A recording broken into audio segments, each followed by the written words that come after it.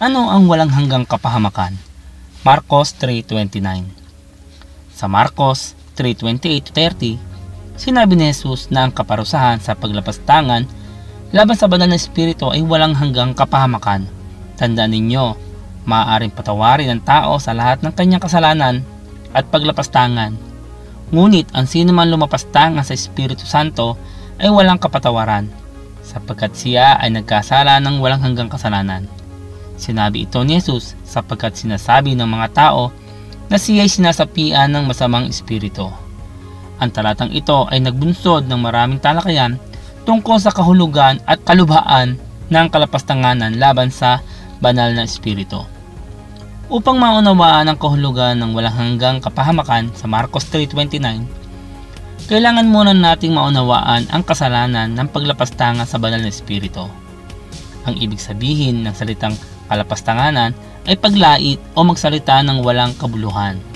Sa konteksto ng Marcos 3:28-30, ang mga Pariseyo ay nilapastangan at nagsalita ng walang kabuluhan tungkol kay Jesus nang akusahan nila siya na inaalihan ng demonyo sa talata 22 at may maruming espiritu talata 30.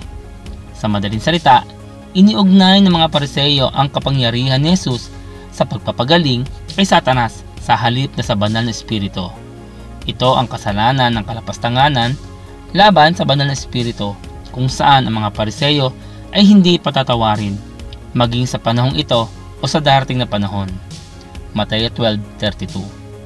Kaya, ang kasalanan ay hindi mapapatawad at ang kahihinatnan ay hindi mababaliktad. Ang ganitong uri ng kalapastanganan ay hindi na mauulit ngayon dahil ito ay sa panahon na si Jesus ay nabuhay sa lupa. Nasaksihan ng mga Pariseyo ang mga himalang ginawa ni Jesus at sadyang iniuugnay ang mga ito sa kapangyarihan ng kasamaan sa halip na ang banal na espiritu. Juan 8:48. Mula sa anggulong ito, hindi maaaring kopyahin ang kanilang kasalanan. Yamang ang mga individual ngayon ay walang pagkakataong masaksihan ang pangmadlang ministeryo ni Jesus sa gayon ding paraan. Gayunpaman, ang kasalanan ng kalapastanganan laban sa banal na espiritu ay mauunawaan sa malawak na kahulugan upang isama ang patuloy na pagtanggi sa utos na magtiwala kay Hesukristo bilang Panginoon at tagapagligtas. Juan 3:36. Walang kapatawaran para sa mga tumatanggi kay Kristo at pagkatapos ay namatay sa kawalan ng pananampalataya.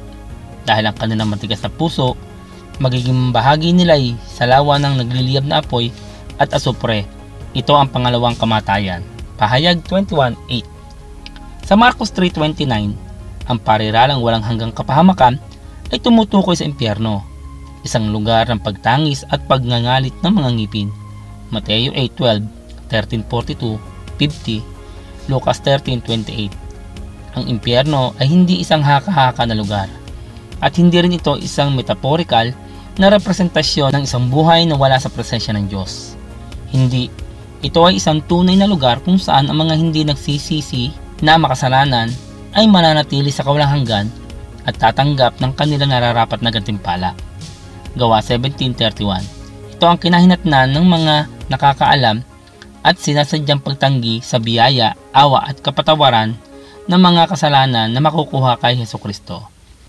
Ang katotohanan ng walang hanggang kapahamakan ay hindi sinadya upang maging isang taktika ng pananakot, kundi isang babala tungkol sa malalang kahihinatnan ng pagtanggi sa libreng alok ng Ebanghelyo na ipinaabot sa lahat. Juan 3:16.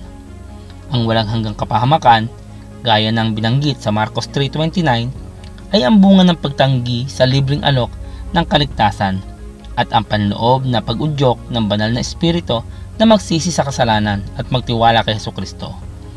Bagamat iba-iba ang mga interpretasyon ng talatang ito, malinaw na ang kalapastanganan laban sa banal na espiritu ay may walang hanggang bunga. Dahil dito, kinakailangang kaya't humayo kayo, gawin ninyong alagad ko ang mga tao sa lahat ng mga bansa. Bautismuhan ninyo sila sa pangalan ng Ama at ng Anak at ng Espiritu Santo. Turuan ninyo silang sumunod sa lahat ng iniutos ko sa inyo. Tandaan ninyo, ako'y laging kasama ninyo hanggang sa katapusan ng panahon. Mateo 28:19-20.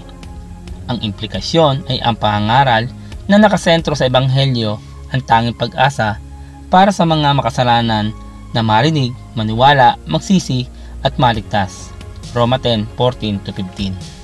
Salamat po sa inyong panonood, at kung kayo po ay napagpala ng bidyong ito, huwag po kayo mahiya na ito ibahagi po sa inyong mga kaibigan, kamag-anak. Hanggang sa muli po.